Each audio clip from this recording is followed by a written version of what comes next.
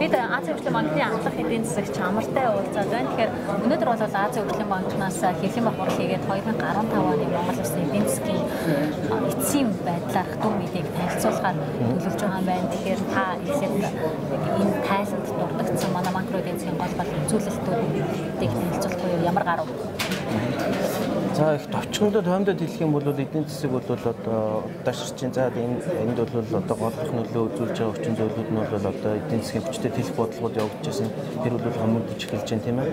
За дээрэс нь бол энэ эрдэсийн бүтээгдэхүүнүүдийн үнэ бол нэлээд унлаа энэ хугацаанд. За тэрэн дээр нь бол бас валютын ханшуулал их арцсан чанга тийм ээ одоо байсан нь бол бас экспортын бүтээгдэхүүний өрсөлдөх чадварт бол нөлөөлж байна гэж үзэж байна. За тэгээд дээрэс нь гадаадын шууд хөрөнгө оруулалт бас үргэлжлэн буурсаар байна. Ерөнхийдөө бол энэ эдийн засгийн өнгөрсөн жилийн тийм ээ одоо энэ бололтын төлөв байдал бол харагдаж байна.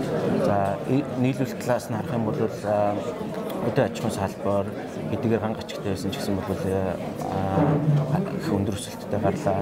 За аж үйлдвэрийн салбар бол уурхайн салбарын хүчтэй өсөлт тийм ээ 13% өсөлттэй дэмжигдэж бол өндөр гарлаа.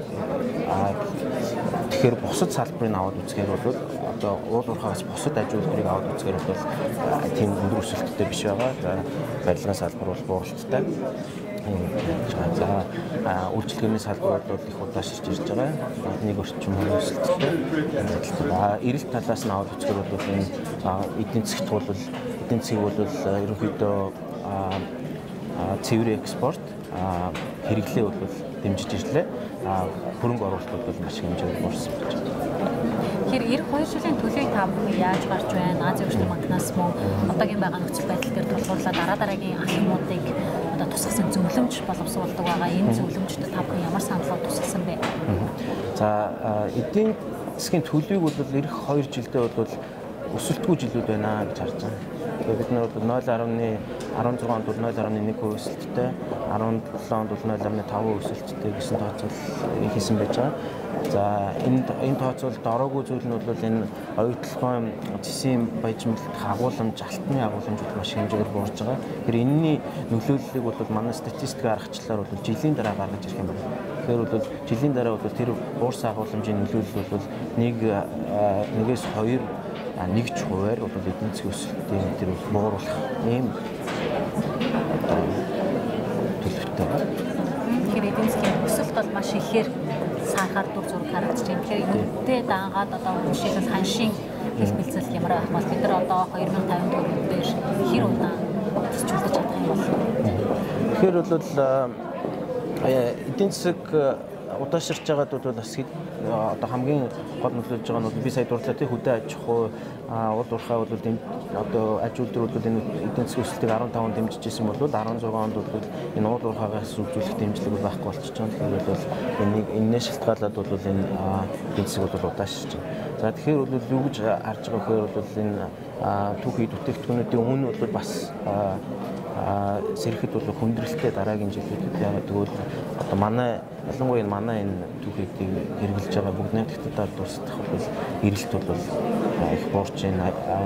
Эдийн засгт аж үйлдвэрийнхаа нөлөөллийг бууруулах тийм ээ илүү одоо үйлчлэгээнд тулгуурласан эдийн засаг руу шилжиж байгаа тийм ээ ийм үйл явц болж их энэ явцдууд бас энэ түүхий бүтээгдэхүүнүүдийн үн сэргэн гэдэгт бол бас энэ өчтөд сэргэн гэдэгт бол одоо бич төсөөлөхөд бол хүндрэлтэй. Ийм учраас бол энэ валютын ханшлууд бол ямар нөлөөлөл гарах вэ гэдэг талаар яриа л да тийм. 2015 онд бол манай төгрөгийн ханшууд бол одоо нэрэлсэн үнээрээ бол 6 орчим хувь буурсан байгаа жилийн дунджаар байгаа. Тэгэхээр тэр нь бол уг нь чухал үзүүлэлт биш байхгүй. Эдийн засгийн хүчтэй хувьд бол энэ бодиттойгоор ямар өөрчлөлт гарч ийнэ гэдэг нь илүү чухал байдаг.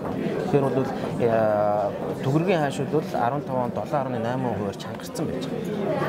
Тэгэхээр бодиттой чангарна гэдэг маань инфляци тооцоод хамт одоо худалдаа хийдэг орнуудынхаа валютын ханштай харьцуулаад үзэхээр төгрөгийн ханшууд бол чангараад байгаа байхгүй. Тэгэхээр бол өрсөлдөх чадвар нь бол буураад байна гэсэн төгрөг.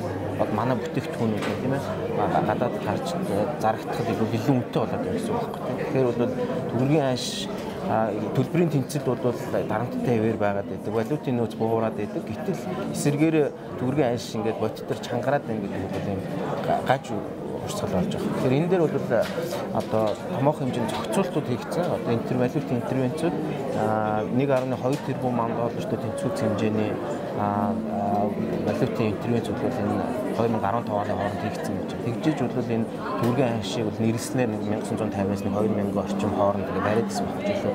Энэ бол цааш үргэлжлэхэд бол тийм нөөц болцоо хязгаарлалт болж ирж байгаа. Тэгэхээр бол манай зүгээс бол зөвлөмж өгж байгаа нь бол төгрөгийн аншийг бол одоо аажмаар судлуулах шаардлагатай байна. Тэгжиж өрсөлдөөнөө дэмжин тийм үү.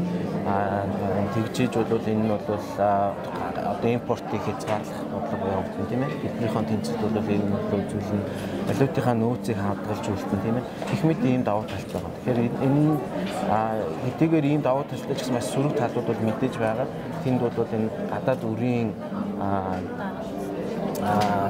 гадаад үрч одоо өөр валютаар илэрхийлж байгаа учраас гадаад үрийн дарамт бол нэмэгдэх ийм сөрөг талтай. За дээрээс нь бол